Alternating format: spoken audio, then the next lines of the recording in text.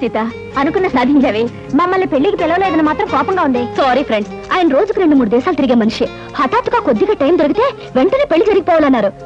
దాంతో హడావిడిగా జరిగిపోయింది. ఏది ఏమైతేనే నువ్వు అనుకున్న సాధించావే. That is Sita. స్వయంవరం పెట్టాను, కోటీశ్వరుడి చేత తాళి కట్టించుకున్నాను, ది గ్రేట్ అనిపించుకున్నాను. ఇలాంటి అందం, ఆస్తి, అంతస్తు, ఇన్ని క్వాలిఫికేషన్స్ ఉన్న అబ్బాయి దొరకడం నిజంగా నీ అదృష్టం. You are very very lucky. Bill తీసుకోండి. హలో వదినా. హలో బాబ్జీ, ఏటిలోచా? ఏం లేదు వదినా, రేపు మా boss Chiranjeevi 100th film release. Function grand గా ఉండాలని చాక్లెట్ కొనడానికి వచ్చాను. ఈయన బాబ్జీ అని మా వారి బ్రదర్. వదినా, ఇక్కడ పరిచయం చేసే బదులు మా నిల్లు పక్కనే హాయిగా కాఫీ టీ తాగుతూ పరిచయం చేయొచ్చుగా. దగ్గర అయితే వెళ్దామే, ఇల్లు చూసినట్టు ఉంటుంది. ఆ టయానికి మీ ఆయన వస్తే మీ ఆయన చూసినట్టు ఉంటుంది. అలాగే పద బాబ్జీ, మన కార్లో వెళ్దాం ప్లీజ్. అన్ని తీసుకున్నారా?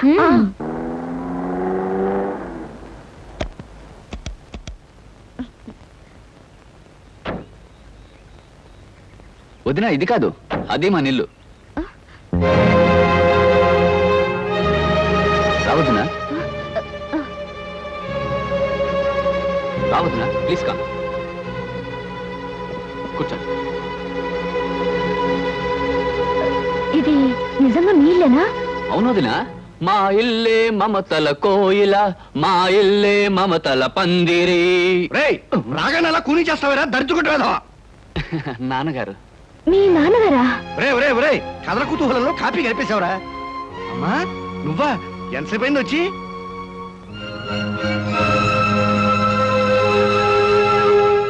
వీడు కథల కుతూహలం కూడా తెలియని అజ్ఞానమ్మా. నాన్న, కథల కుతూహలం చెండ ప్రచండం అని రాగాల పేర్లు చెప్పడం తప్ప అసలు నీకు పాఠం ఏం తెలుసు?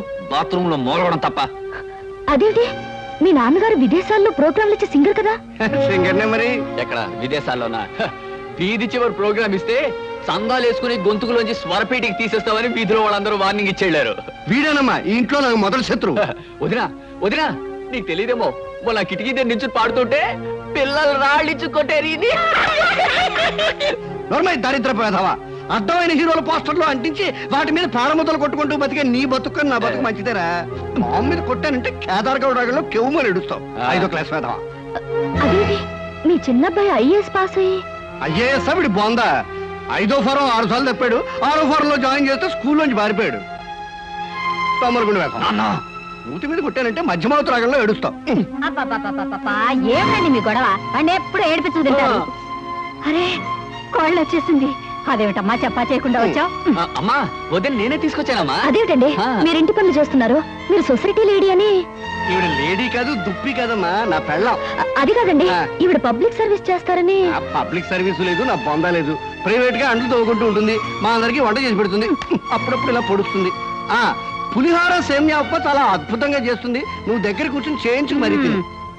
మీ మామగారు మాటలకేం లేమ్మా, ఆయన అలాగే మాట్లాడతారు. నిన్ను చూస్తే మాత్రం నాకు చాలా గర్వంగాను ఆనందంగాను ఉందమ్మా. గొప్పింటి బిడ్డవై ఉండి ఆస్తి అంతస్తు అనుకుండా మీ నాన్నగారి దగ్గరే సేల్స్ మెన్ గా పనిచేస్తున్న మా అబ్బాయిని పెళ్లి చేసుకోవడం నిజంగా గొప్ప విషయం అమ్మా. చెవిటి, కృష్ణ మా నాన్నగారి దగ్గర పనిచేస్తే సేల్స్ మెనా? అవునమ్మా, నీకు తెలుసుగా. ఏమే, పెళ్ళైన భర్తను పట్టుకుని సేల్స్ మెన్, నౌకరు, చౌకీదార్ అంటూ ఉంటే కోడలు మనసు బాధపడదు? పెళ్లి చేసేసుకుంది కదా, ఏ ప్రపంచం రేపుతాడు. నువ్వు వెళ్ళి మన కోడలకి, స్నేహితులకి, వాళ్ళందరికీ కాఫీ టిఫిన్ చేసేసరా. మీరంతా కూర్చోండమ్మా. ఇది కడుకురా. ఉల్లిపాయలు తరిగిస్తాను, కూర్చోండమ్మా.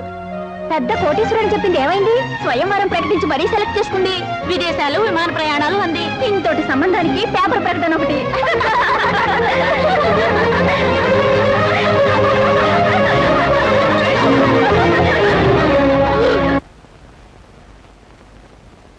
మావయ్య, సీతకి నిజం ఎలా చెప్పాలో తెలియడం లేదు, కానీ చెప్పక తప్పని పరిస్థితి వచ్చేసింది. వరిగాకయ్యా, నువ్వెవరవో తెలిసినా, ఎంత కోపం వచ్చినా, మెళ్ళో తాళ్ళు పట్టు విలువ తెలిసిన ఆడపిల్ల కనుక తప్పనిసరిగా ఒప్పుకుంటుంది. అమ్మా సీత, ఎక్కడి చూస్తున్నావమ్మా? ఇప్పుడే అల్లుడు గారు నేను నీ గురించే తలుచుకుంటున్నాం. నేను కూడా మీ అల్లుడు గారి గురించే తలుచుకుంటూ వచ్చాను. బై బై, మీ హనీమూన్ ప్రయాణానికి కావాల్సిన కొనుక్కున్నావా? నాకు కావాల్సింది కొనుక్కుందామంటే నాకు అది దొరకటం లేదు డాడీ. ఇట్స్ ఆల్ రైట్, వెళ్ళేది ఢిల్లీ కదా, కావాల్సినవన్నీ అక్కడే కొనుక్కోవచ్చు. అవును, మనకు కావాల్సినవన్నీ అక్కడే కొనుక్కోవచ్చు సీత, యు డోంట్ వరీ.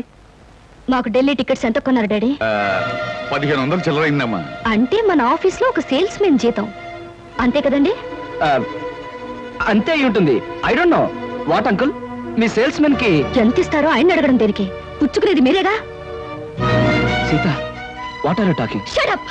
అబద్ధాలు కట్టుకథలు చెప్పి నన్ను మోసం చేస్తావా? మా నాన్నగారి దగ్గర జీతం డబ్బుల కోసం పనిచేసేవాడివి నా దగ్గర మల్టీ మిలియనర్ల వద్ద చేస్తావా? ఎందుకో పనికిరాని నీ కుటుంబ సభ్యుల్ని గ్రేట్ పీపుల్ అని నాకు పరిచయం చేస్తావా? నా మెళ్ళలో తాళిబొట్టుకి మోసం అబద్ధం కుట్రనే 3 ముళ్ళు వేసి నా బ్రతుకుని అన్యాయం చేస్తావా? అమ్మా సీత, ఆవేశపడదు. ఈ పెళ్లి జరగడానికి కారణం అతను కాదమ్మా, నేను.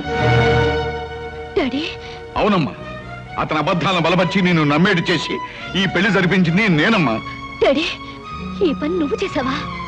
ఒక మగవాడు పెళ్లి కాని ఆడపిల్ల ఆస్తి చూసి అందం చూసి అబద్ధాలతో మోసం చేశాడంటే దానికి అర్థం ఉంది.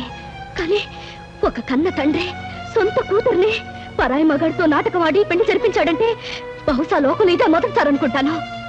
పసితరం నుంచి అమ్మలేని నన్ను పెంచి పెద్ద చేసి అడిగింది కాదనక కోరింది లేదనక నన్ను ఇంతదాన్ని చేశావు. ఇప్పుడు ఆయనతో కలిసి నాటకవాడి నన్ను ఎందుకు మోసం చేశావు? ఎందుకు మోసం చేశావు డాడీ? మంచి ప్రశ్న వేశావమ్మా, చాలా మంచి ప్రశ్న వేశావు. కానీ ఈ ప్రశ్న అడిగే ముందు జరిగిన విషయాలు ఏమిటో ఒక్కసారి గుర్తు తెచ్చుకో. ఒక ఆడపిల్లకు ఉండవలసిన మర్యాద సాంప్రదాయం మర్చిపోయి పేపర్లో మొగుడు కోసం ప్రకటనలు వేయించింది నువ్వు. ఆ ప్రకటనలు చూసి వచ్చిన కృష్ణను సెలెక్ట్ చేసుకుంది నువ్వు. అతన్ని మనసారా ప్రేమించి ఇంటికి తీసుకొచ్చి నాకు పరిచయం చేసింది నువ్వు. ఇందులో నా తప్పుందా? కృష్ణను చూశాక ఇంటర్వ్యూ పేరుతో నువ్వు పొరపాటుగా ప్రవర్తించిన, మొగుడు సెలక్షన్ అంటూ పొగరమోతుగా ప్రవర్తించిన, ఓ మంచి మనిషిని ఎంచుకునేటట్టు ఆ భగవంతుడు చేశాడని ఆనందించానమ్మా. అడ్డదారిలో వెళ్ళినా నేను ఆశించినట్టుగా గమ్యానికి చేరుకుంటున్నావని సంబరపడ్డానమ్మా. అందుకే ఈ పెళ్లి జరిపించడానికి నేను కొన్ని అబద్ధాలు చెప్పుంటాను. ఇది ఏ రకంగా తప్పమ్మా? అంటే మోసం చేసి ఆయనతో పాటు సీత, మళ్ళీ మళ్ళీ అతను మోసం అను. పెళ్లికి ముందే నీతో చెప్పాలనుకున్నాడు, కానీ నేనే చెప్పొద్దన్నాను. ఇది తప్పేమోనన్నాడు, కానీ ఇది తప్పనిసరని నేనే ఒప్పించాను. సీత, భగవంతుడు నిన్ను ఏ మోసగాడి చేతిలోనో పడేయకుండా ఒక మంచి మనిషి, మనసున్న మనిషి చేతిలో పెట్టినందుకు నేను సంతోషించానమ్మా. All right daddy, all right. జరిగిన దానికి కారుకురాలి నేనేనంటావు, అన్ని చేసింది నేనేనంటావు. ఆల్ రైట్, ఇప్పుడు కూడా నేను చేయాల్సిందేదో చేస్తాను. సీత, ఏం చేస్తావు? నాకు విడాకులు ఇస్తావా? మంగళసూత్రానికి విలువిచ్చేదాన్ని విడాకులు ఇస్తానని అనను. కాకపోతే ప్రస్తుతం మన హనీమూన్కి వెళ్ళడం లేదా, మీ ఇంటి కాలు మొగలుగా వెళ్ళబోతున్నా. అక్కడ నేను ఏం చేస్తానో ఎలా ఉంటానో ముందు ముందు మీకే తెలుస్తుంది.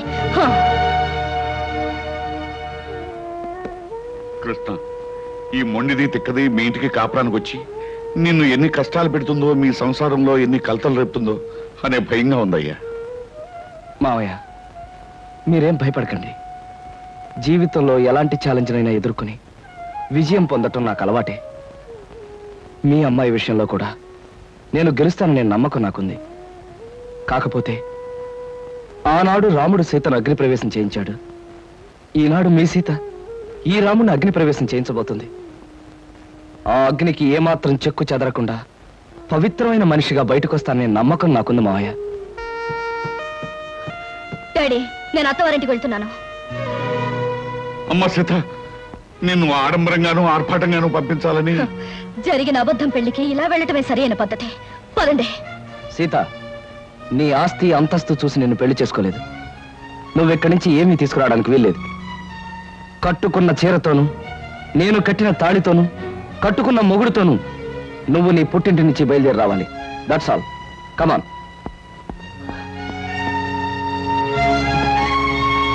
కలలో చెదరని రూపమా, కలవరమున పడే పరువమా.